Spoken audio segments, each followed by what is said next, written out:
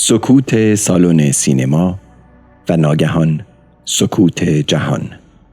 وقتی یک هنرمند بزرگ می‌میرد، فضای جهان هنر همانقدر کوچک به نظر می‌رسد. چرا که گویی یک پنجره از واقعیت بسته شده و ما حتی نمی‌دانیم چه چیز را از دست داده ایم. این پرسشیه که امروز با رفتن بهرام بیضایی بزرگ بر ذهن مخاطب سینما سنگینی میکنه.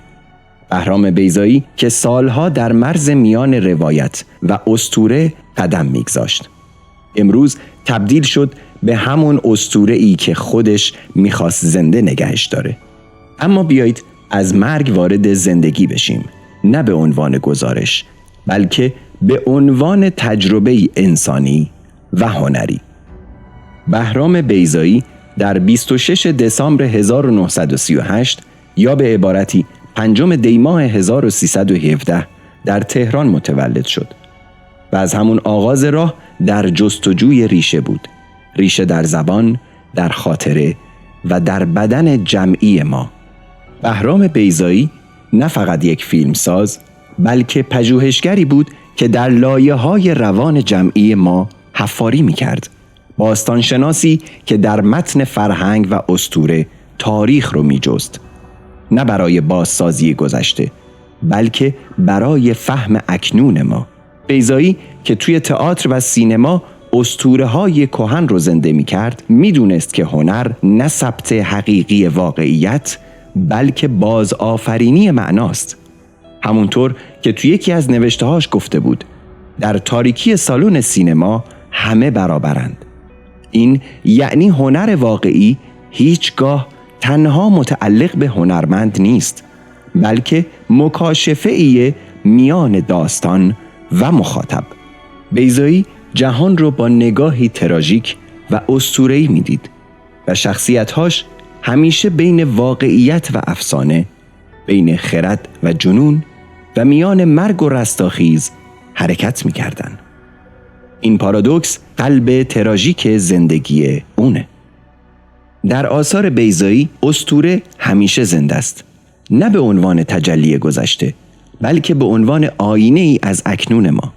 توی فیلم رگبار محصول سال 1971 مردی ساده وارد محله‌ای میشه که انگار تاریخ همه ناسازگاری‌هاش توی همون خیابون پنهون شده.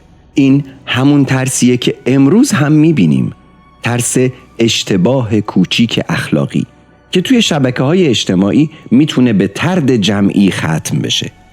اونجا که قدرت فضای مجازی داوری رو سریعتر از وجدان انجام میده.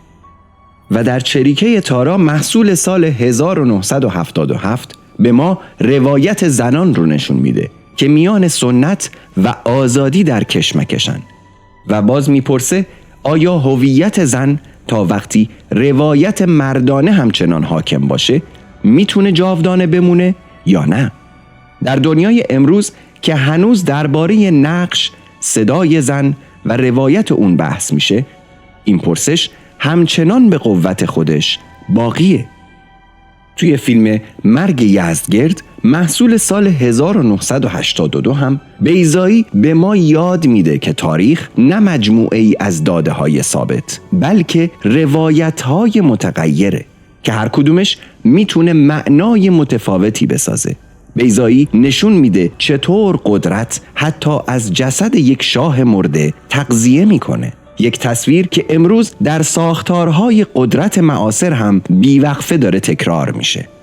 و در سگ‌کشی که محصول سال 2001 بیضایی جامعه رو همچون قربانگاهی میبینه که اخلاق جمعی میتونه به توحش مشروع بدل بشه.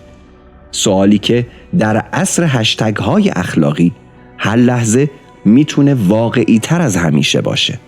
برای بیضایی سینما فقط نمایش قصه نبود، بلکه آیین بود. آیینی که به تماشاگر اجازه میده برای لحظه‌ای با روان جمعی خودش مواجه بشه. بیضایی از نمایش‌های سنتی ایرانی مثل تعزیه و نقالی بهره برده بود تا نشون بده که چطور رفتار جمعی نه فقط در لایه‌های اسطوره بلکه در رفتار روزمره ما هم جاریه. به همین دلیل فیلمهاش آیین و روایت رو در هم می‌آمیزن و مخاطب رو وادار به پرسش می‌کنن، نه دادگاه اخلاقی قطعی که رأی صادر کنه. بیضایی در طول زندگی هنریش نه تنها با روایت مبارزه کرد بلکه با ساختارهای قدرت هم روبرو شد. اون حتی پیشنهاد بازگشت به ایران رو رد کرد تا خود رو به سانسورچی آثار خودش تبدیل نکنه. این مقاومت هنری نمونه روشن از اخلاق بی‌نظیر بیضاییه. هنری که نه برای ستایش بلکه برای سوال کردن خلق میشه. بهرام بیضایی در سال 1369 برای تدریس به دانشگاه استنفورد دعوت میشه و از اون پس دیگه بر نمیگرده و سالها بعد یعنی سال 1378 توی نامه‌ای به مجله نقد سینما مینویسه که هنرمند زمانی هنرمنده که بتونه روایت خودش رو بدون عقب نشینی در برابر قدرت بیان کنه.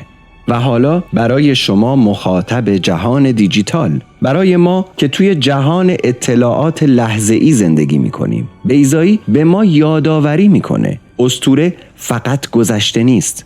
اونچه امروز به فراموشی سپردیم همون اسطوره‌ایه که باید دوباره بازخوانی بشه. به نظر شما امروز کدوم اسطوره توی زندگیمون نیاز به بازخوانی مجدد داره و هنوز به اون توجه نشده؟ بهرام بیضایی رفت، اما پرسش‌هاش هنوز در ذهن و دل ما زنده است. آیا میتونیم با نمایش، با روایت، با مواجهه صادقانه با خودمون جهان رو کمی قابل تحمل تر کنیم؟ شاید بیضایی پاسخ نمیداد، ولی میخواست که ما وسوسه پرسیدن رو داشته باشیم. بهرام بیضایی پیامبر سینمای اندیشه رفت، اما اندیشه، پرسش و اسطوره‌های بیضایی همچنان زندن. یاد و میراثش در هر قاب و هر روایت برای همیشه با ما خواهد بود. من احمد هستم و اینجا سینمالوژی.